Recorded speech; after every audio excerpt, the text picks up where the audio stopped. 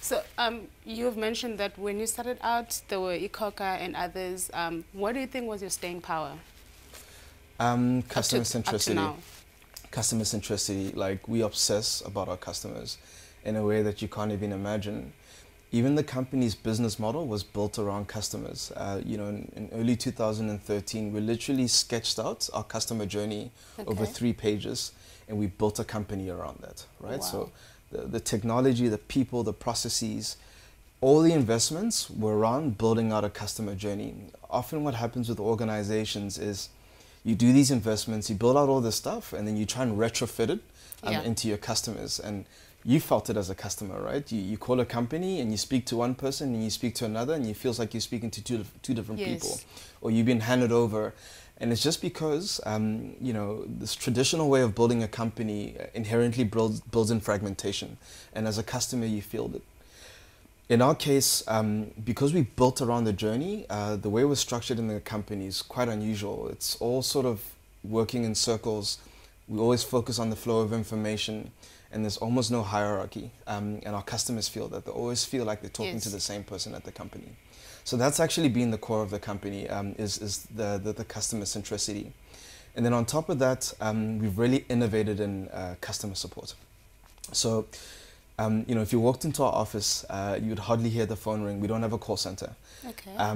And service and support is always ranked as our #1 thing. And the reason we've been able to achieve this is that we've pioneered what we call a proactive support model. So using data and analytics, we know what's happening with every single merchant in real time. And our systems tell us when something's going wrong, and we act on it, right? So we either call them or we send them a push message with a resolution to solve their problem. So imagine, like, as a customer, right? Something goes wrong and you're trying to find the phone number for the support center. In order to be informed. And the phone rings telling you exactly what you need to do. Wow. So on the one hand, you're having this incredible customer experience at a moment where you're struggling. On our side, we've dramatically reduced our cost to serve by being proactive. And this is quite key in our business model because we don't charge any fixed monthly fees.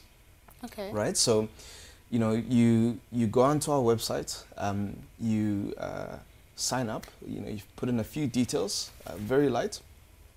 We do all the background checks automatically. We've automated that whole process. What does it include?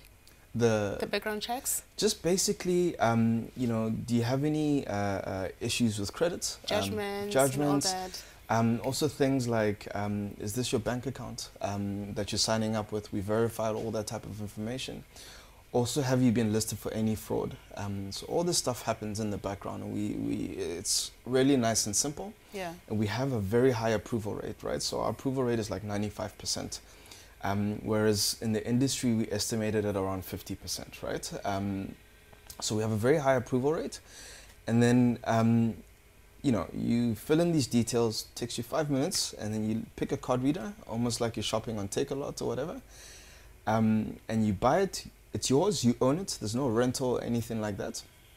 We ship it to you, it happens on average within 2 days, and you can start transacting. And you only pay per transaction, right? So there's a fee that you pay per transaction, and that's it. And if you're not using it, you don't pay.